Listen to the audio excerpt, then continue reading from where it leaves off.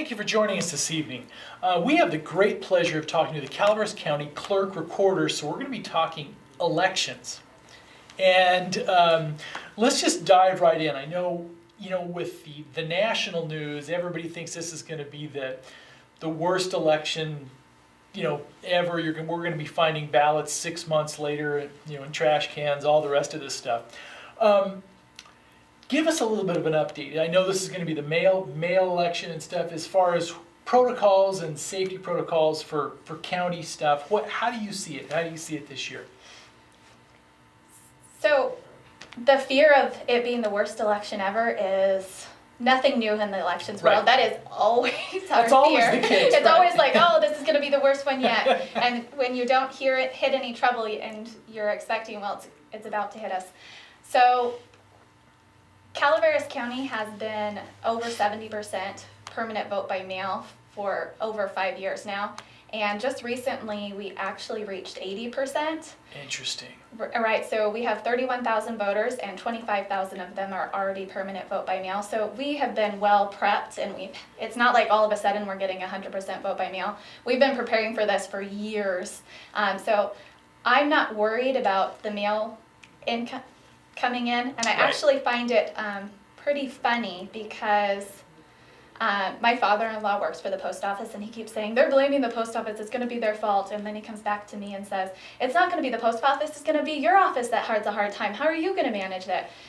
So from all that conversation, I think what has really occurred is everyone's really prepared and nobody wants the finger pointed at them. Right. So, for instance, we dropped our ballots at the post office Monday, and Tuesday afternoon, my ballot was already in the mail, as was many residents in Calaveras County. So I think sometimes the media and that scare tactic actually has a lot of benefit because it makes sure that organizations are not the one to blame. Right. So our safety protocols with vote by mail include verifying every single signature, and I hear it every time, you don't verify every single signature, but we truly do. We have staff come in, they're trained to verify signatures, and they go through multiple processes. If it doesn't match, it goes to a second set of eyes, and somebody else is looking at it to see if it matches. And usually the last group that really don't match, nobody wants to reject, but they bring them to me and are like, okay, now you have to look at them because you get to be the bad guy. Right. So signature for verification on every single ballot occurs. As soon as a ballot hits our office, it's logged. 2 people are with the ballot at all times, and it sits in the vault and until we're ready to start opening them. Right. So I have a huge amount of faith in the vote by mail process. I wouldn't question it personally, but I've seen it firsthand, and I invite anybody who's worried about it to come visit our office and look at the processes for themselves. Very nice. So I guess one of the takeaways is this is basically business as usual since you've been a high vote by mail percentage for several years. Yeah. Yeah. And one of the things I think, and this is going to show age, I think it's one of the sad things that this year and the last is the polling places used to be such a, almost an institution. It was the places where a lot of these people have been going to that precinct, for decades. And that, I think, is hard for some to see, that fade into the history. And I think that would have happened regardless of whether COVID-19, because it was even the last election cycle, those were gone, right? Right, and I have to say, due to COVID, many counties are not having their polling places, almost none, like they normally do. And so I think, this is funny to say, I'm really grateful we did move in March because we had that experience because a lot of counties didn't. And so they had to have this turnaround in a matter of a few months for figuring out a new process. And we were allowed a year to figure that out and have a smooth election. So I think it was very fortunate that Calaveras County was a little bit ahead of the curve. I also don't like the institutional polling places being removed, but it goes back to we were only getting like 10% of the voters at 15 different polling places in the county, and the expense really wasn't there anymore. It wasn't worth the county's dollar, unfortunately. But because of that same reason, we tried to put ballot drop boxes throughout the county so people could just go to a local place and drop off their ballot, especially people who are worried about putting it through the mail. And we put not actual election day vote centers, but there will be vote centers in Arnold, West Point, and Copperopolis. And the reason for that is we felt they were kind of apart from the county. If you live in West Point, you don't regularly commute down Right. through the county. You have to go Right. the opposite direction. So Yeah. we thought a vote center there served the public there Mhm. better. Those ones are only open on the weekend, again, because that's when our staff can support having one there. And they're from 10 to 2 on Saturday and Sunday. There'll be a vote center Okay, in those 3 sites. very nice. Now, a little bit about you. Um, Now, you've been in the election business for a lot of years. I mean, she looks young, but she's got a lot of election cycles under, before you took over as clerk, so That's true. how many years of this on election I cycle? started in the office in 2003, October of 2003, and I've been involved in elections there since. So Yeah, I'm not sure offhand how many elections that is, but it's definitely in the double digits. so it's not your first election rodeo? It is not my first election rodeo.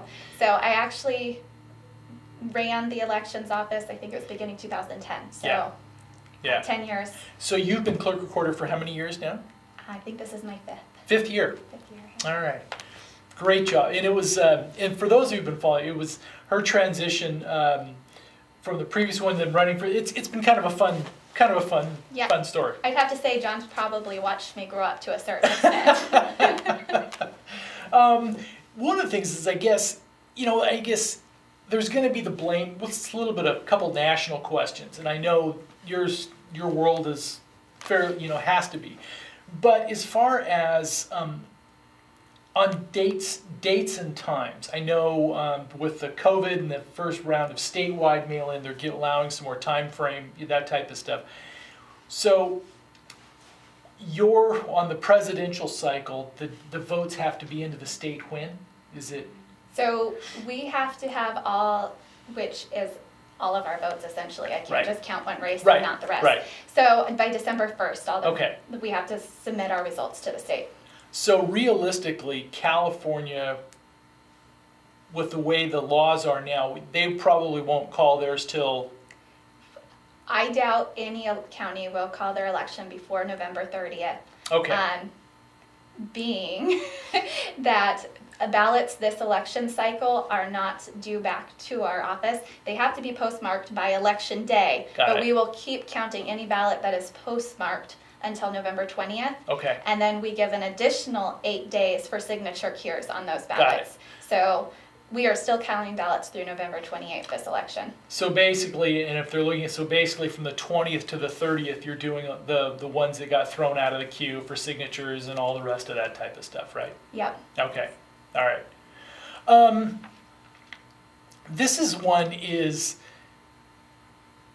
I don't know how to even to phrase this, because from watching local elections, is those of us that watch local elections, you think the fraud issue is just almost a dumb question to ask, but as far as, is there any way to make people feel more secure and stuff like that, on county by county across the nation? I mean, this is not a nationalized, it's, in some ways it's county by county. I mean, the odds of a fraud having an impact on to me it still seems, sure, if it's a state but we're talking about county by, yeah, there may be 1 or 2 counties in the national. Like maybe there's a county out there doing something underhanded, but for a presidential election, in my opinion, I don't know how every state Right. runs, but Right. as far as California, for it to impact or swing the actual end result, I feel like multiple counties would almost have to be in some type of conspiracy. Right.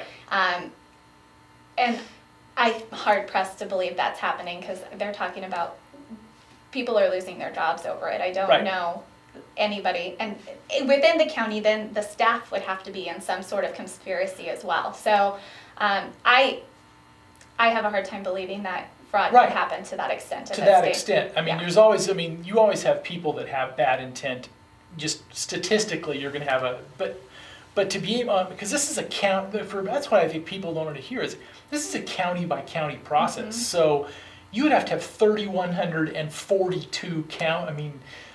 That I think is the safety in this, And- isn't that? right, and even when people are like, what takes you so long to count all those ballots at the end when we do our canvas? Right. Part of that is we're doing a manual count to make sure the machine's counted correctly, and then we're looking at the results to make sure, like, statistically they make sense. If I had results all of a sudden that swung a complete different direction than what our county normally swings, I'd be looking at it going, what's going on here? This doesn't look right. Right. And then we'd have to dig deeper into things.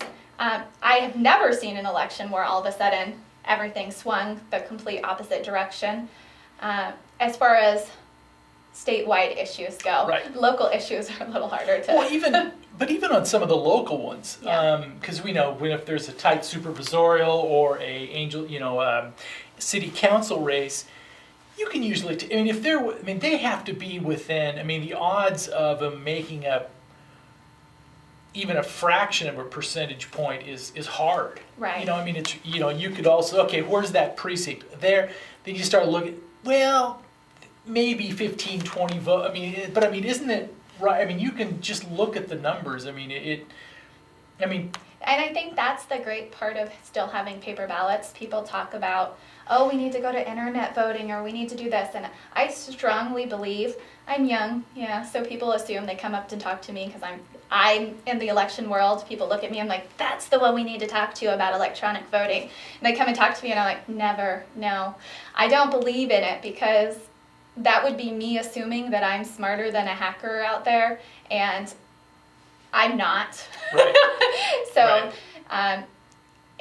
for any government agency, if Google can't beat hackers, we can't beat hackers. Right. So I would never go down the roads of electronic voting. I think the paper ballot is the safest way, and you can always go back to that result. It would be really hard to make that many fraudulent paper ballots and get them through. A question on that note, and an interesting thing in this era of COVID this year is since everything's going to be a mail ballot, we have a paper record by default, right? Mm-hmm. That way you have Yep. you have something that physically got mailed. Yep.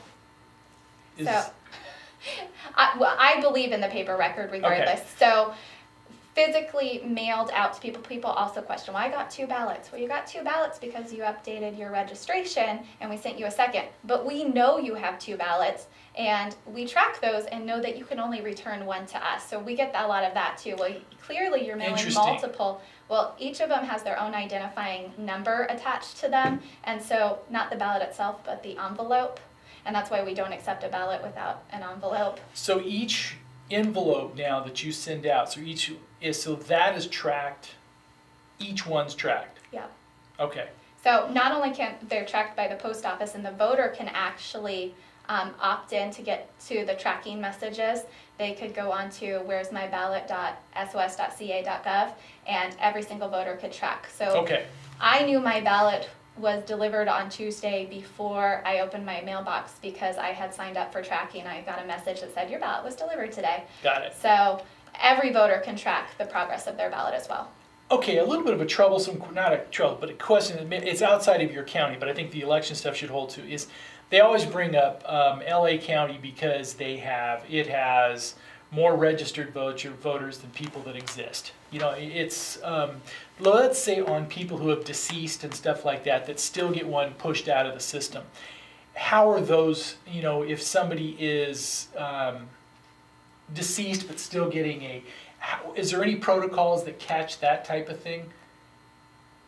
Yes, for Okay, one, in that's my what- office, I'm also the recorder's office who does death certificates. Got it. So that's helpful. We know if anyone who died in the county within a certain period of time. It's Right. pretty easy to pass Right. that information over. The state also sends out reports as they get them, because if somebody passed away in a different county, our county doesn't necessarily know about that, but the state is supposed to be tracking that as well. Again, it does come back to the signature. The signature has to match. So let's take the worst case scenario. Somebody receives a ballot of a deceased person. They would have to match that they would have to be familiar. forge the They'd signature have to on it. and be able to forge the signature, correct? And it would- Which that's a felony, isn't it? yes, it is a felony. Not Okay. only is forging a signature on its own is a felony, Right. but trying to submit more than one ballot is a felony. And not just, if it went through, it's not just like, oh, I fraudulently voted and I got it through, that's a felony. trying to do so in general is a felony. So if somebody comes in and tries to submit more than one ballot, technically they could go to prison. Got it. Well, jail. I doubt they'll send them to prison. Yeah. But. Yeah. All right. Well, thank you. No, thanks for thanks you for covering some of those issues with us. How is a little bit on the department? How's it as far as how is Clerk Recorder Department doing? A little bit on the county. We are a busy office lately, Okay. it feels like. Now, because you manage the supervisor meetings and all the rest of the stuff as far as notification stuff and the agendas. Yep. Okay. So we have a busy office right now with COVID especially. We're trying to mitigate different procedures for virtual meetings that we've never had to do. So I think we've learned a lot this year. Recording has been up. For real estate transactions? Real estate transactions, like 100%, Right. no joke. We're double recordings. We Really? we went to e-recording, which has increased our recording amount that way as well. But house sales, like transfer tax, which is an actual data point of how many houses are selling. Usually we're at 40 to 45,000. We're like triple the amount of house sales in the last 3 months.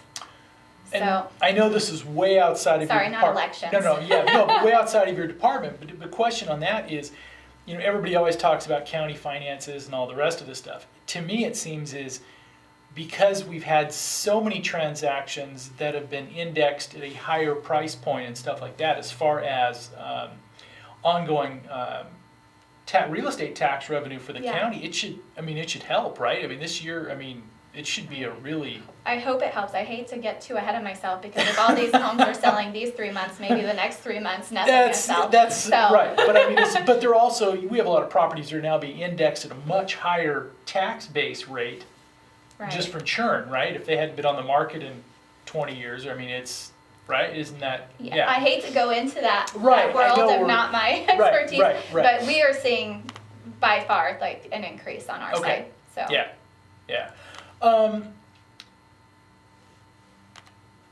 So now, as far as one of the things in the real estate, now it's like on the recording, so it's all e-recordings now. Is that most counties now? Is it all? First, I think we're one of probably half of the counties. Okay.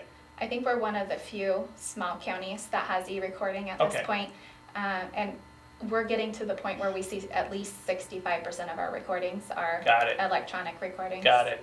So. How's that affect like staffing levels for your office and stuff? Is it? We actually operate on a much smaller staff than we did in the past. You're pretty efficient. Yeah, we do. But as like the recordings, so I kind of am judging because I'm watching them increase, and I'm like, my staff is. I have a very good staff, and they don't like getting behind at all. So they're freaking out and go, "Do we need to work overtime? We're falling behind here." And it's, well, let's just give it a bit. 3 months doesn't really tell us a lot yet, but if we can keep, but I have people who are willing to come in and work whenever, they just don't want things to fall behind, so that is fortunate.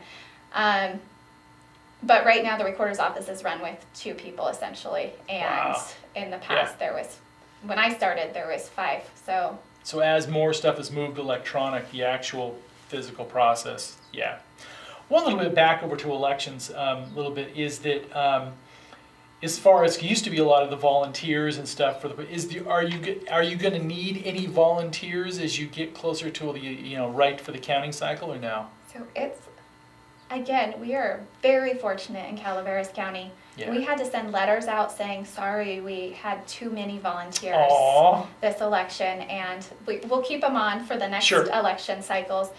But I think there was a lot of advertisement going out because some counties weren't finding enough help.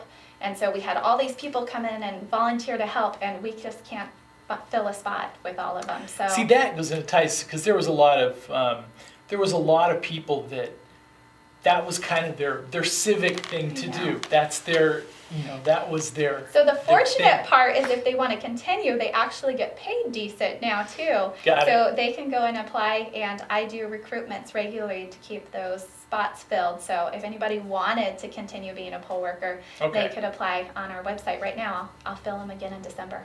Got it. Okay, so let's kind of recap as we're getting, because I know that one of the reasons saying we're being a little bit redundant on this is that if you listen to the national news, this is the stress I think of people are going to try. This thing's going to get, it's going to get ugly. I mean, it just probably will. So, from your position as a county clerk recorder, you see plenty of safeguards in place so that your county and stuff, you don't see any issues. Related to the actual election day. We always plan for the worst. Yeah. I'd like to think positively that won't happen here because we have such a great community. But we are asking people if they do vote in person at one of the vote centers that they wear a mask and they keep their 6 feet of social distancing. And that's just a protocol to keep everyone safe. I wouldn't want to be the cause that someone else got sick. So. Right. Now, some of the other ones I think is electioneering and stuff you can't have. I know it's a little different now, but as far as because I know you can't have electioneering near, what is it? It's within like 100 feet. 100 feet. Yeah. Got it. So. No signs or audible. So if you can hear it within the 100 foot, you're too close. Got it. Yeah. Little bit more background on you then. So how long have you been in county your whole life, pretty much, or? So, I was born in San Andres. Not many people can say that. However, I actually went to, I lived in Washington the majority of my childhood, and I moved back when I was 17, a few months before I started at the county. Got it. So, my family has always lived here. My grandpa was the ag commissioner for the county, and I have a lot of strong roots here. Definitely where I call home, but I like that I have the experience of living in another. Right, just so you have some perspective. Yeah. So you still have your bona fides that you were born here, right? Yeah, so I you know. have I know people say, "Oh, they're not from here," and I'm like, "Well, I didn't really grow up here either." But I was born here, so. Now, a question. I know with this COVID, we've had a lot of influx of, thankfully, of young families again, because I know during the 2008, 2009, we lost. I mean, the number of young families that left the area was significant for school districts and stuff like that. Now, you have how many kids? I have 2 kids. 2 kids. All right. 11 and 7. Wow. Not enjoying. You're not? Not enjoying homeschooling. It's been rough. Are they back in physical? No, they're all remote, yeah. They're still remote. I think October 19th they will go back part-time. Question is, one of the things I always like to think about small, people that come in from a large metropolitan area, they think, oh, small school districts and stuff. But I think in today's world where everything's so balkanized and, I think there's a value now in look at our local high schools. The rich kids go to school with the poor kids and all the rest of it. I think it's one thing to where I think there's value in that because, you see a lot of stuff now nationally as to where you'll have a rich zip code to where those kids' view of the world is completely different than somebody else. And this is kind of as a sales pitch to people who are young families coming up here. What would you say about small towns and small communities? So I live in Angels Camp, and it's by far, I love living there. It's a small community. I love the small community feel. The school, I love that my kids go to a school where I know all the teachers and can just chat with them outside. So I think there's value just in having that tight-knit community. Even if your kid's misbehaving, somebody's going to be, Officer Mancata, my son's riding down the street, and he's like, "Oh no, Officer Mancata saw me, so I rode away." And I was like, "Were you doing something wrong?" "No." "Oh my goodness." So then I'm messaging his wife, "My son was scared because he saw the police on the street." So I think just having that small town community in itself is huge value. And I guess another real thing, I know that we're going way off local stuff, but I think it matters, is in some of the just horrific racial issues we're having and all the rest of the stuff, do you think that in small communities, there's still an analog connection to people? It's not all digital.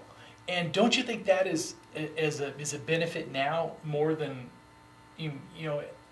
maybe we see the benefit of that now more than we did, because the digital stuff and everything, the social stuff is nice. Well, it's funny, and actually it's kind of funny because I was having a conversation similar, I'm probably off kilter from where you're going. but kids were always texting. Yeah. And now with COVID, kids are at the very least doing face-to-face on Zoom. Oh, interesting. And having like face-to-face conversations again and having to make full sentences. So that's even... That's what I was seeing with my kid, because neither of my kids had ever had a virtual meeting, and now they have them daily, and that's how they're now contacting their friends, is through these live meetings even outside of school. Interesting. So I think that's interesting versus... Got and it. I like it because I can hear it. Because you can hear it. You can hear rather than, you can't always track the thumb activity, but you can, understood. We're down, we've got 3 minutes left. And, one of the things I think I'm glad that we had you on tonight and with the election stuff, because also I think people need to be reassured. I know this one time frame, I think nobody knows when this thing's going to get called nationally. But if you look at, I think there's 3,142 counties or county equivalents in the U.S. And do people realize this is a county by county process? Yes. And so you have over 3,000 Rebecca Turners that are gonna this is your world. And you take this stuff seriously. And I want to also point out there, everyone is registering to vote and getting out to vote for the president too. And I want to remind people, don't discount our local contest either, because especially if people say my vote doesn't count, on those county contests, your vote most definitely counts.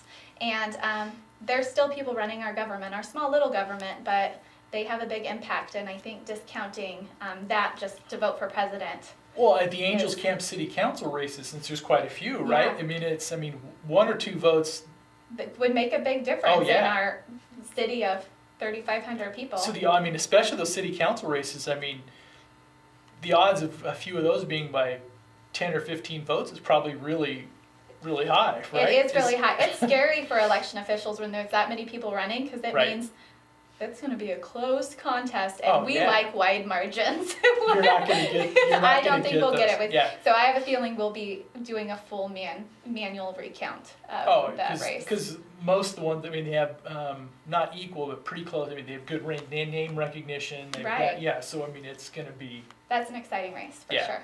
One to follow.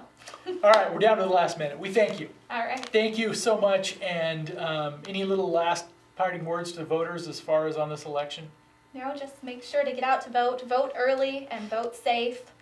I highly recommend, if you don't want to vote your ballot by mail, to at least go to the vote centers before Election Day. Election Day is when we always see the long lines. And if you can get out there on Saturday or Sunday, you'll at least get through and not have to sit in a long line. So, thank you. Thanks for spending some time with us. Thank you very much. And we will see you again on the next Inside View.